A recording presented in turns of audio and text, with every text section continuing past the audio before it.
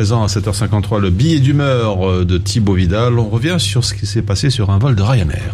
Oui, hier, une vidéo a pas mal tourné sur les réseaux sociaux. Ça concerne en fait 2 passagers d'un vol Ryanair entre Barcelone et Londres, particulièrement un qui n'appréciait pas trop la présence d'une autre passagère à un siège de lui. Alors on sait, quand on prend les transports en commun, on aime bien être seul parce qu'on ne connaît pas forcément les gens à côté de nous et qu'on a une proximité avec eux assez peu agréable au niveau du corps, surtout dans les vols low cost où c'est très collé serré. Alors lui, pour le coup, rien à voir. Il était pas timide, il était pas agoraphobe ou quoi que ce soit d'autre. Il aimait juste pas trop les gens d'une autre couleur de peau que la sienne. Vous savez, ce genre de choses qui ne fait pas de vous une personne très aimable avec qui on n'a pas trop envie de discuter, de comment essayer de changer le monde. Bah non, parce qu'avec lui, ça serait quand même un gros retour en arrière au temps des navires et au temps des calèches.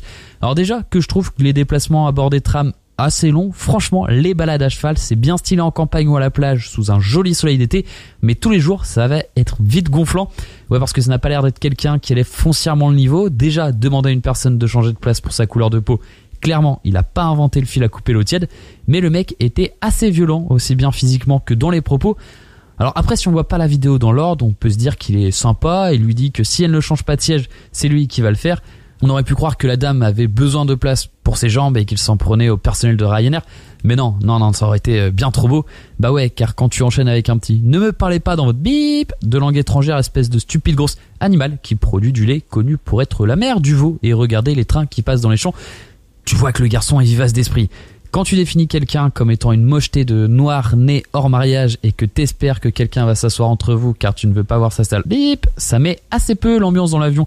Clairement, il n'y a pas les cotillons et les ballons gonflables à la place des gilets de sauvetage et des masques à oxygène pour le coup. Mais je sais pas, si tu veux pas voir certaines personnes, c'est ton choix, c'est bien, mais alors reste chez toi. J'avoue que ça c'est une bonne idée. Si vous êtes raciste, restez chez vous, ne sortez pas, ne fréquentez personne, n'ayez pas d'enfants, n'éduquez pas des jeunes à haïr les autres. Comme ça, peut-être que demain, dans un très long moment, le racisme sera quasi inexistant. Mais bon, comme les cafards, le racisme se reproduit rapidement et est dur à faire partir. Et c'est pas à coup d'antiparasite qu'il faut régler le problème, mais dans l'éducation. Car si certains voyageurs ont réagi, le responsable de bord, à part demander aux passagers de se calmer et trouver une autre place à la dame, n'a concrètement rien fait. Si demain votre enfant vole des gâteaux dans un magasin et que vous lui dites « Oh là là, fais plus ça Kevin !» je suis pas sûr que si vous lui laissez les manger, il va comprendre que c'est mal le petit Kevin. Au contraire, le petit Kevin, il va continuer de voler et les racistes, eux, vont continuer de discriminer.